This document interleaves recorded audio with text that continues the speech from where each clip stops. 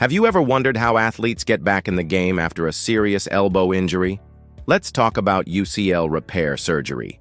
The ulnar collateral ligament, UCL, located on the inner side of the elbow, is crucial for stabilizing the joint, especially in sports like baseball or tennis, where repetitive throwing puts extreme stress on it.